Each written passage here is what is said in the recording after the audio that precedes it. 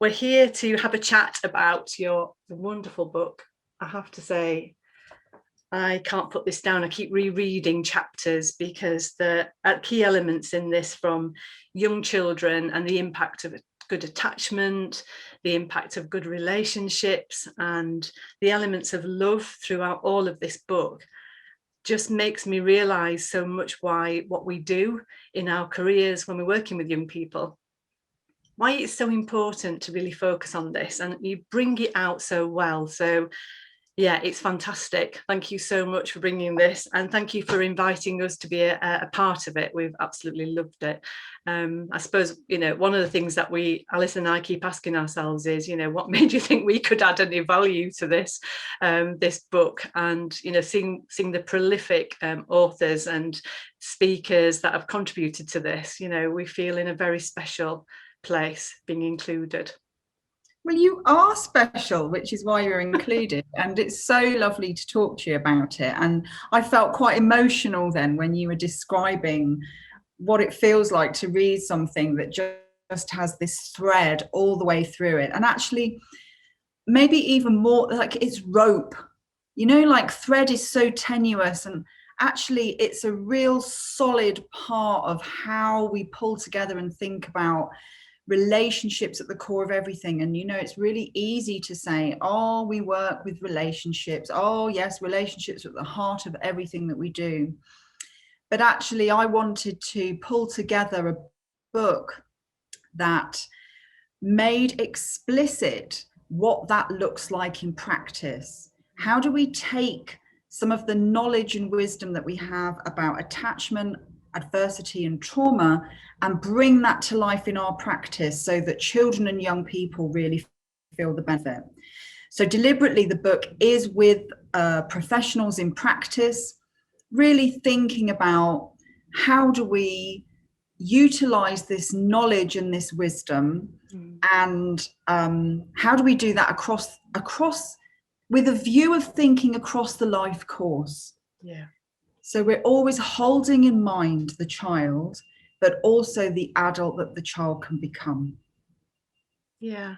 And I guess also how we as adults, where we've come from too, and how that impacts on our relationships because of what we've experienced. I guess, what's really important for us with foster carers, and why the trauma-informed approach means so much to us, is that you have to be kind all the time, because we've all experienced trauma or unpleasant things happening to us in life, regardless of who we are. There's very few of us have been not touched by sadness or unhappiness or challenge.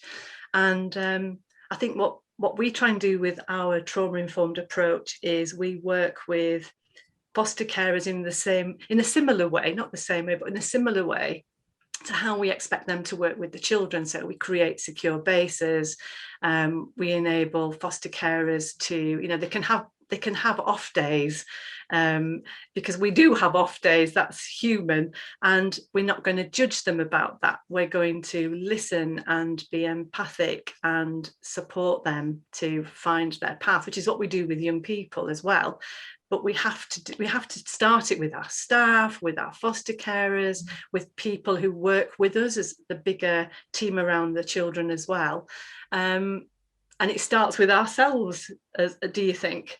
Well, that's why I chose you see, because this is what gets mixed up. This is what gets lost in this conversation, is it's all well and good saying that that's how we're going to work in practice. But if that's not what it looks like in your team meetings, if that's not what it looks like in your staff room, if that's not what it looks like in your supervision or in your interactions with your management, if it doesn't look like that in all of those places, then we start then from a place of making assumptions. We're making assumptions about what people know, what people have been through, what modeling they've had. And actually, that is going to make for a very confusing message and creates quite toxic environments. So I chose you to be part of this book because there's that understanding that this is how we show and demonstrate love at the core of our work.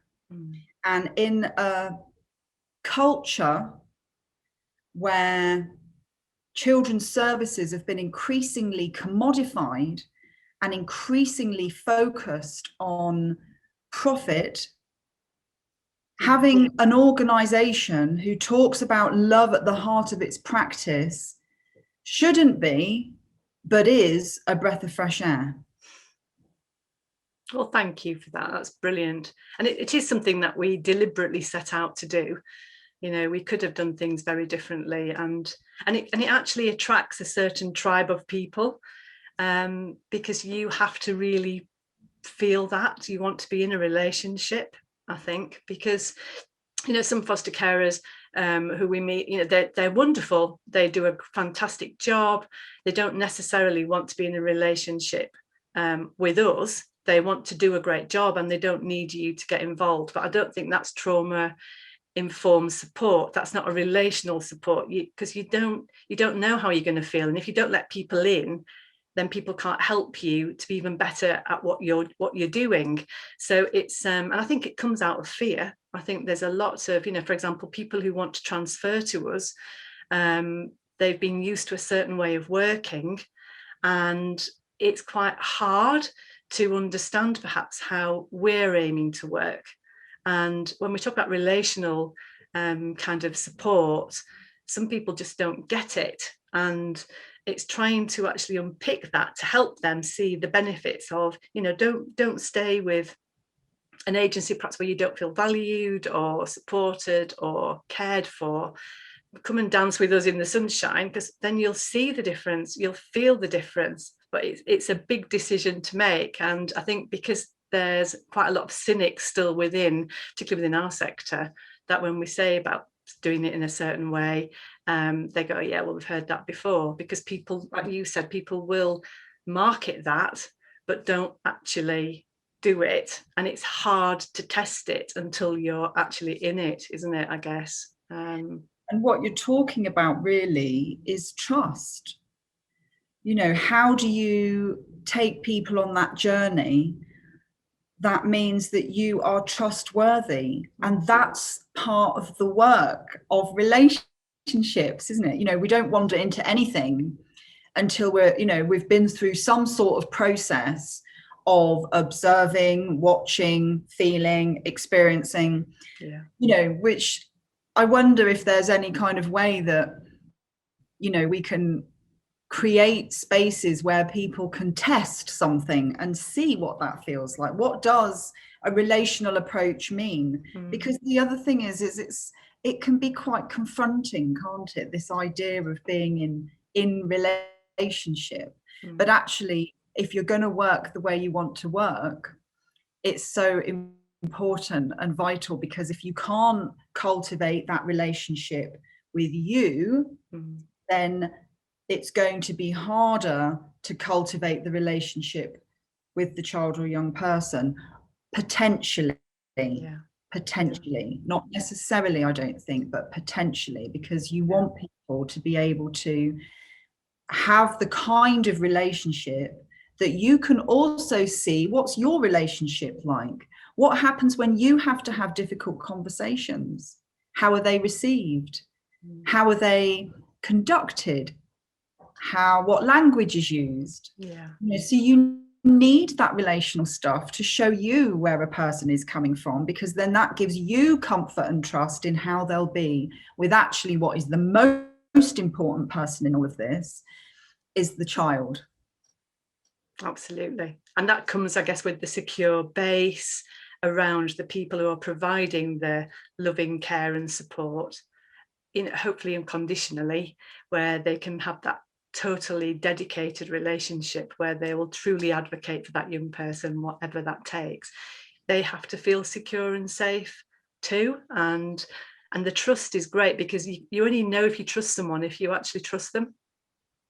You've got to try, haven't you? And I think there's probably a lot of people who have not felt that they were in a trusting relationship, so they know potentially what bad feels like, and they've not yet found what good feels like. So yeah, it's a great debate. That maybe is your next book. We'll do more about that.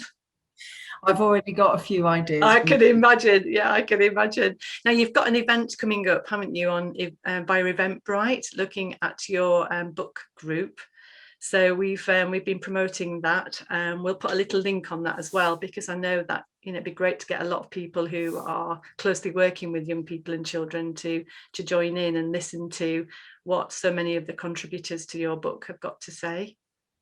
Absolutely, yeah, it'd be just fantastic for people to come. And I've kind of called it a book group rather than a book launch, because I wanted the opportunity for us to ask questions and to have these type of discussions. And I think I will have a set of questions pulled together that will help focus people and think about what actually is the purpose of pulling everything together in this way. It's been really an incredible year for thinking about relationships because of the pandemic and because of what that has done to us as a country in very different ways. But it's been a collective experience experienced in quite unique ways. And so this year there's just been a real strengthening and deepening, I think, of really focusing on relationships and what that means. And I think the question for me is, what are we going to hold on to? What are we going to keep from that experience and refuse to let go of? Because we were not in a fabulously wonderful place before the pandemic. That so much has come up and come to the fore that we can think about, okay, what is it that we really want to take forward? And I hope that having more meaningful relationships, more understanding of the legacy of trauma, and more understanding of the impact of adversity, I think would just be my lifetime's work if that was what people chose to hang on to. And that's why we like working with you so much. I think you've said it all. Thank you for your time today. I really appreciate it. And yeah, if you haven't read this book yet, get a copy, because it's truly amazing. And take a good look at chapter 4, because that's where you'll find us as well. So thank you very much. But good luck with everything. You're an absolute dream. Thank you so much.